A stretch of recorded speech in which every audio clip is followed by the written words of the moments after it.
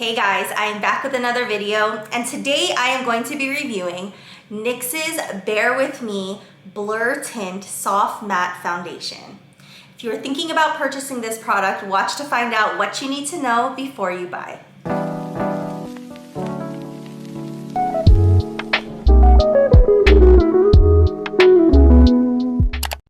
I purchased this at Ulta and it cost $14.99. It comes in 24 shades. This product claims to be breathable, fade, and transfer resistant.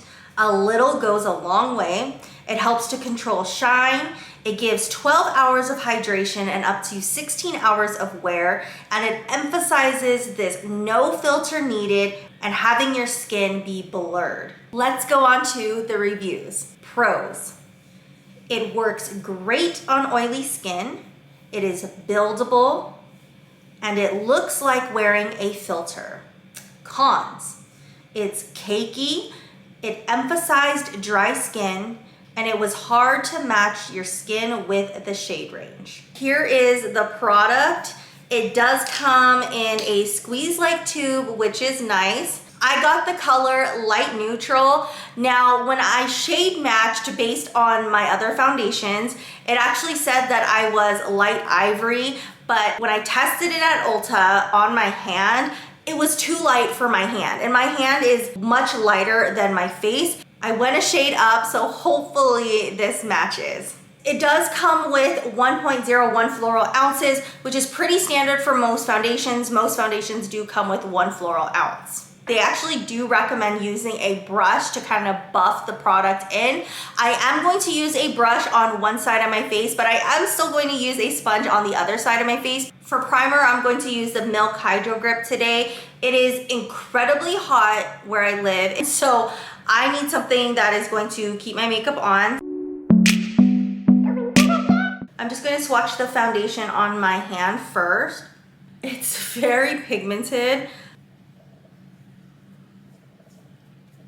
It's much more liquidy than I thought it was going to be because people were saying it was kind of cakey. I thought it would be like really thick, but it did spread out pretty good on my hand. I'm going to use the sponge on my left side of my face, brush on the right side of my face.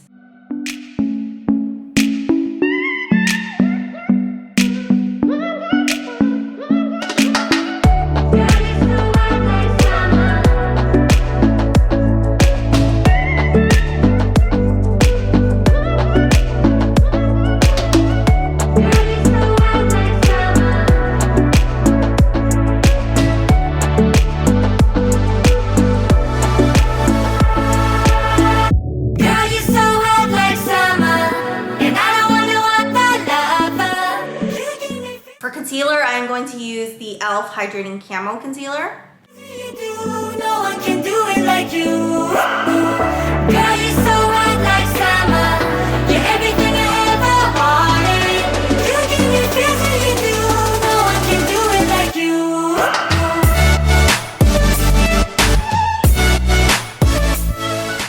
I'm going to do the rest of my makeup. I'm not going to put anything more on my face. It's just going to be my eyebrows, my eyes, and my lips, and I will be right back. All of the rest of my makeup is on. Let me give you my first impressions. Using a sponge does thin it out. You can still see a lot more of my imperfections on the left side. On the right side, it is just much more blurred. My pores are more blurred on the right side. My skin is much smoother. So definitely the recommendation of using the brush, I would say, is correct. It is very mattifying, but it's not drying to me. Now, that's coming from a person who has very oily skin to begin with. I think the color that I chose is probably the best match for my skin.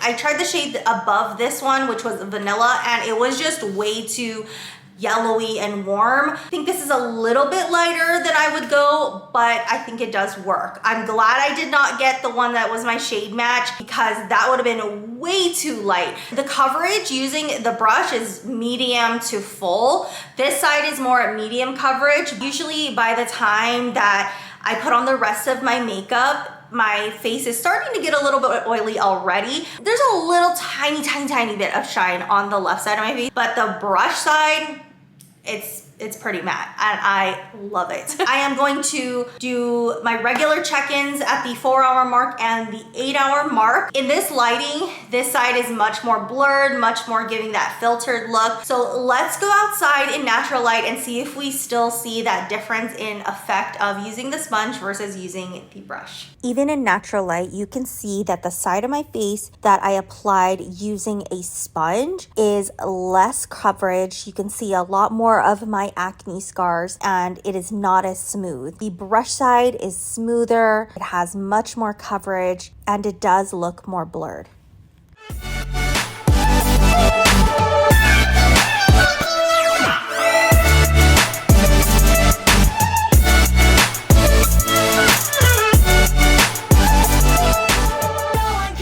The 4 categories that I'm going to be using to rate foundations are price, the product details, which is the smell, the feel, the color range, all that sort of stuff. Oily skin, so how well it does on my oily skin. And 4th one is did it deliver? Let's start off with the price. So for $14, that is a great price for a drugstore foundation. It's right in line with a lot of other drugstore foundations. For price, I'm going to give this foundation 5 stars. The next category, product details. I didn't smell it earlier, so I am going to smell it now. It doesn't really have like a specific or fragrant scent to it. I do like the bottle that it comes in. I do like the squeeze bottle. I think that you can get a little amount of product or a large amount of product. It does feel somewhat cakey. I didn't think that it looked cakey. I just thought it looked more full coverage. But my husband actually told me that my makeup looked pretty cakey today. I don't see that, but I do feel it. I really want to just kind of take off my makeup right now. The color range is a little bit iffy for me. The shade range does appear to be inclusive. It looks like there are a pretty good amount of shades from fair to light to deeper shades.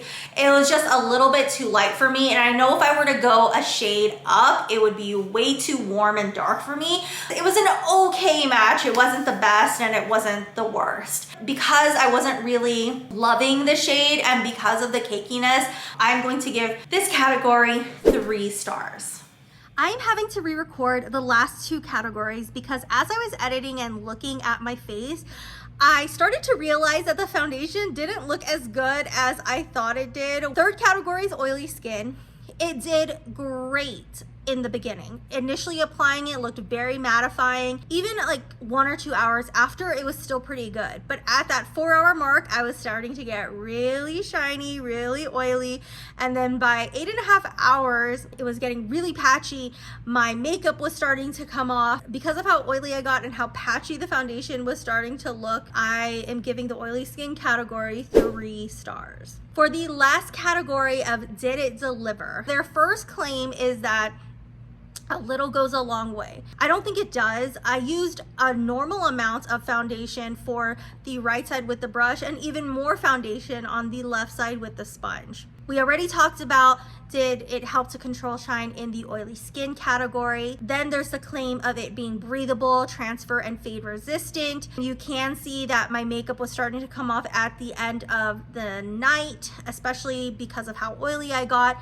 And it being breathable, it did start to feel cakey by that 4-hour mark and definitely by the end of the night, and really just made me want to take off all of my makeup. Its claim of being a blurring, no filter needed type of foundation, and again, it definitely did in the beginning. It's just by the end of the night, my oily skin took over and it was no longer blurring, and then lasting up to 16 hours. Well, you know, it was okay. I mean, it lasted okay up to 8.5 hours, but it did start to look bad. I can see the foundation lasting longer. I'm not saying that it's gonna look good at 16 hours, but the initial overall rating when I did this was 4 stars. But now that I reevaluated and gave it different scores based on what my face actually looked like, the rating is now a 3.5. It was an okay foundation. It looked really good in the beginning. If I need like a full coverage foundation that's going to look pretty blurred and filtered and I only need it for a short amount of time,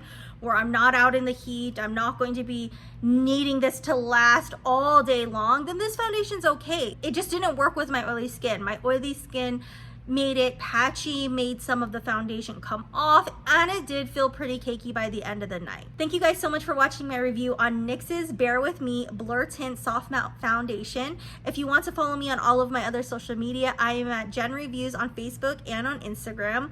If you are searching for a certain product that I've reviewed, I do separate my playlist by the brand, so all you have to do is click on that brand and you can see all the products that I've reviewed from them. Thanks again for watching, and I will see you guys next week. Bye. Do you think goodbye?